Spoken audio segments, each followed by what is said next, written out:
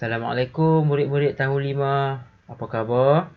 Okey, pagi ni dalam video ni kita akan meneruskan lagi pembelajaran PDPR, okey, untuk masa perjalanan reka bentuk dan teknologi tahun 5. Okey, sebelum kita ke video seterusnya, sedikit makluman pada murid-murid berkaitan dengan info ataupun video pembelajaran ini.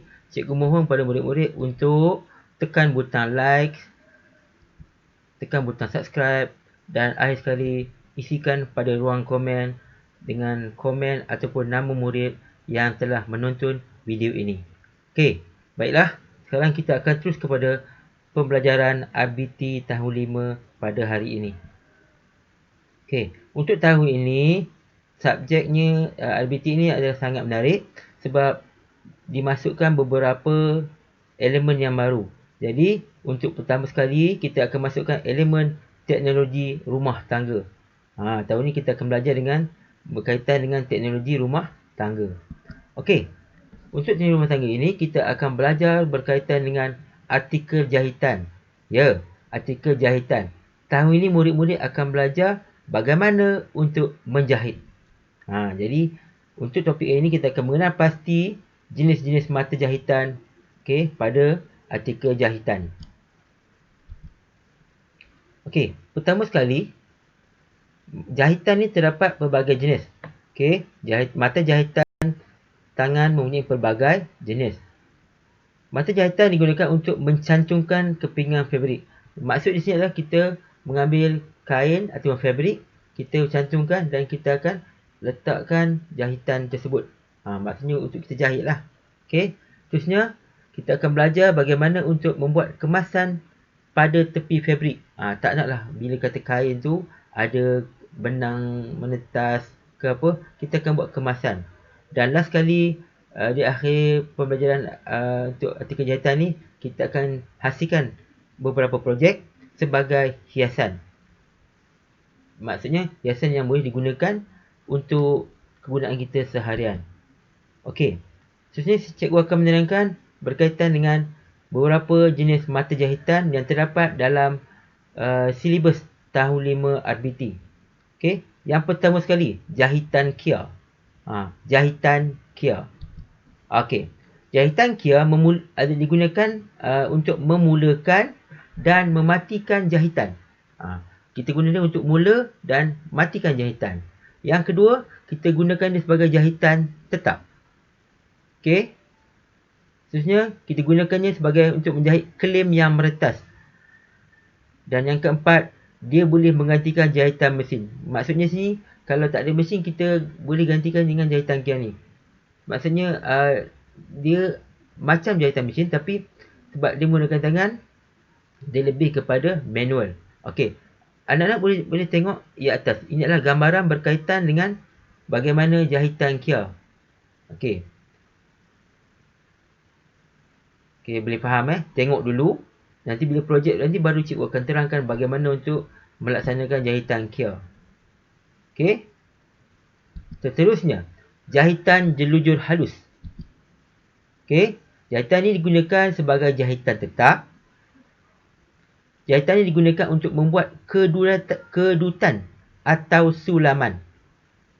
Kedutan atau sulaman. Dan digunakan untuk memberi klepet yang meretas. Okey. Jahitan ni biasanya agak popular di kalangan ibu-ibu murid-murid. Boleh tanya. Okey. Sebab biasa buat jelujur halus ni. Sebab dia mudah. Dia masuk, keluar saja. Tapi dia agak rapat. Sebab itu dia panggil jelujur halus. Murid-murid boleh melihat gambaran bagaimana jahitan jelujur halus pada gambar yang ditunjukkan. Okey. Seterusnya adalah jahitan jelujur kasar.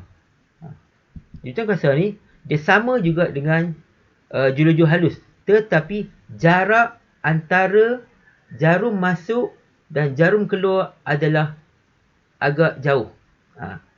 Biasanya lebih kurang 1 cm lebih. 1,5 ke 2 cm macam tu. Dia taklah selebar sampai 4 cm. Itu tak. Dia hanya lebih kurang 2 cm. Boleh rujuk pada gambar di atas. Okey. Cuma berbeza dengan jelujur halus, dia merupakan jahitan sementara. Maksudnya kita bukan nak gunakan jahitan ni lama. Dia sekadar untuk sementara. Maksudnya lepas kita buat jahitan lain, jahitan ni akan ditetas ataupun ditanggalkan. Sebab tu dikatakan dia adalah satu jahitan untuk menetapkan kedudukan dua atau lebih kain ataupun fabrik. Okey, seterusnya jahitan insang pari. Okey. Jahitan ni agak complicated tapi taklah susah sangat. Okey, digunakan sebagai jahitan tetap, digunakan untuk mengemaskan tepi fabrik dan digunakan sebagai jahitan hiasan. Jahitan ni biasanya terdapat pada bekas ataupun sebagai contohlah bekas tepi kain, tepi beg, sebab dia amat kemas. Tetapi dia akan menggunakan sedikit ruang pada tepi benang tersebut. Okey? Dia masuk, dia akan tilang sikit dan dia akan berbentuk seperti gambar rajah di atas. Okey? Seterusnya adalah jahitan sembat ataupun sembat. Okey? Jahitan sembat ni, okey, yang bawah tu dia ada satu jahitan yang di mana dia akan mencantumkan hujung kelepek. Maknanya dia akan menjadi kelepek atau yang kita lipat kelepek lah, hujung tu kelepek, dan ia adalah merupakan jahitan tetap. Jahitan sembat ni kita boleh tengok biasanya saya ambil contoh seluar. Seluar kita kan ada ruang dalam, jadi antara kelepek dia akan sembat dekat situ. Jadi kemas. Jahitan ni sangat kemas. Okey?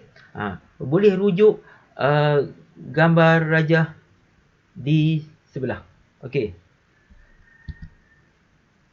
Seterusnya adalah jahitan silang pangkah. Okey. Ni yang okey. Jahitan silang pangkah ini adalah satu jahitan tetap digunakan untuk mengemaskan bahagian kelepek, lipatan atau tepi kain. Lipatan atau tepi kain.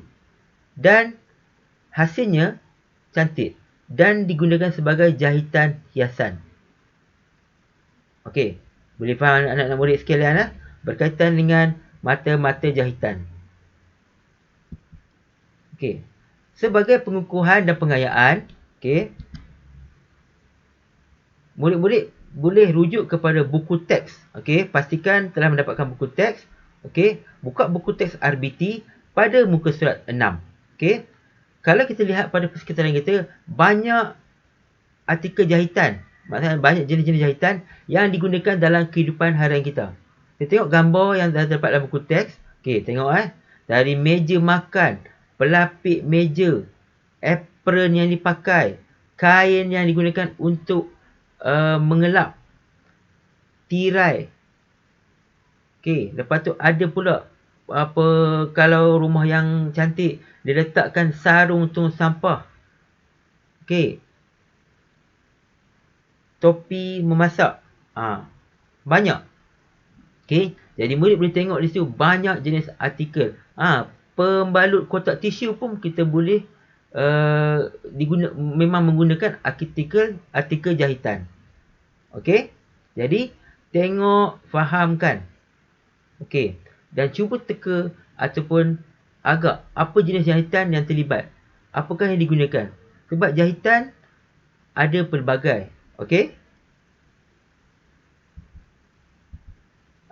Ini antara contoh-contoh penggunaan artikel jahitan. Tengok pemegang periuk. Kalau kita pergi kedai DIY RM2. Kalau kita buat sendiri mungkin kos lebih murah. Okey, seterusnya penggantung surat. Boleh letakkan butang, kita jahit kelepek dan kita masukkan batang kayu, satu artikel kayu dan kita boleh menggantungkan di situ. Okey? Jadi, cikgu harap murid-murid boleh mengikuti atau faham tentang isi kandungan pembelajaran hari ini. Okey? Jadi, sekian saja untuk video kali ini. Okey? Dan kita akan sambung semula pada minggu hadapan dengan penghasilan projek. Okey. Jadi sentiasa patuh SOP dan amalkan 3W, elakkan 3S dan ingat, kita jaga kita. Assalamualaikum.